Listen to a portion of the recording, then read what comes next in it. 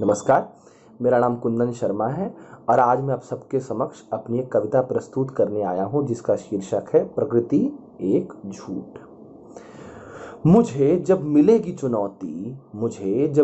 चुनौती लिखने की कविता प्रकृति पर, तो मैं नहीं लिखूंगा कि बहती अविरल धारा, विशाल प्रबल वृक्ष, खूबसूरत रंग बिरंगे पंछी, निर्मल शीतल वर्षा, लहलहाते सुंदर खेत के वर्णन को ही माना जाता है सही अर्थ में प्रकृति की ठीक परिभाषा।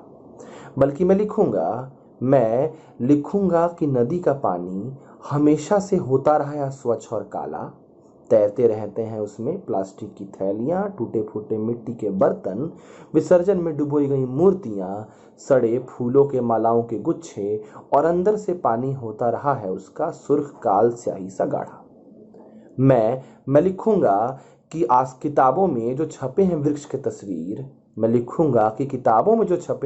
तस्वीर, वैसे चीजों का होना सिर्फ एक परिकल्पना। वो होते हैं छोटे दुर्बल ढीले पौधे, बड़े होने पर सड़ जाती हैं उनकी लकड़ियां, इसीलिए विशाल होने से पहले काट दिया जाता है उनका धड़ और तब्दील कर दिया जाता है उन्हें कोरे पन्नों में, जिन पर छापी जाती हैं यही काल्पनिक विशाल वृक्ष। मैं लिखूंगा कि आसमानों में हमेशा से रहा है विशाल काय भयानक चील और बांजों का राज, जिनको देख कर ही बनाए गए थे महाकाय उड़न खटोला विमान।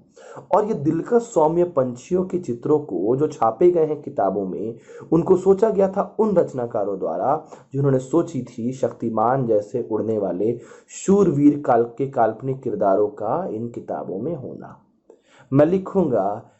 लिखूंगा कि बारिश के मौसम में घर से निकलने की है सबको मनाही, क्योंकि इन काले हबसी बादलों से उतरता है एक तरल दैत्य दानव जो बरसता है बन के प्रलय, बदन के स्पर्श में आते ही छील लेता है हमारे शरीर के चमड़े को और पीछे छोड़ जाता है एक अथाह दर्द।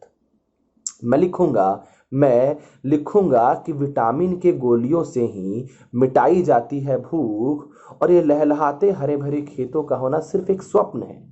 क्योंकि ऐसे खेतों के होने के लिए दूर दूर तक नहीं है कोई खाली स्थान। हर तरफ फैली है विशाल इमारतें, जिनके बनाने के कार्य से ही घर में आते हैं कुछ चंद सिक्के, जिनको देकर खरीदी जाती हैं कुछ विटामिन की गोलियां। भला खेतों में उगाई जा सकती हैं कई गोलियां? मैं जानता हूं कि इस कविता को पढ़ने के पश्चात बढ़ जाएगा आम लोगों का आक्रोश, पर्यावरण रक्षक हो जाएंगे मुझसे आहत, ठोका जा सकता है मुझ पर कानूनी मुकदमा, हो सकता है मेरी जान को खतरा कि कैसे मैंने कविता के माध्यम से फैलाया ऐसा असहनीय झूठ। पर मुझे डर है कि अगर मैंने ऐसा ना भी लिखा तो कभी ना कभी भविष्य में हमारे आने वाली पीढ़ी को लिखनी पड़ेगी ऐसी कविता जो उड़ाएगी हमारी खिल्ली, देगी हमें गालियां कि कैसे हमने छीन ली उनसे इस अद्भुत सौंदर्य नजारे को देखने का सौभाग्य, जिसके पश्चात वो भुला देंगे हमारी सभी यादें, भूल जाएंगे हमारी सिखाई गई सभी अच्छी बातें। इसीलिए आज वो अगर सबको लगे झूठ ही सही, पर क्योंकि मैं जानता हूं भविष्य कि नहीं बचेंगी ये खूबसूरत वादियां, ये नदियां, खेत खलिहान, ये सुंदर पंछी, क्योंकि हम हैं इतने अड़ियल कि नहीं बदलेंगे अपनी बुरी आदतें, जिसका हर्जाना भुगतना होगा हमारे आने वाले बच्चों को उनसे ये सुनहरे पल छीन के, जिसके पश्चात अब जिनके लिए अब स्वच्छ यमुना नदी में नहीं नहाएंगी कभी गोपियां, जिनके कपड़े चुरा कर छुपाने के लिए नहीं होगा वहां पर कोई बरगद का महाकाय वृक्ष जिस पर वो माता यशोदा के भंसागर से चुराए हुए अमृत रूपी माखन का करेंगे भरपूर सेवन और हरे भरे खेतों में चराएंगे अपनी गायें। धन्यवाद।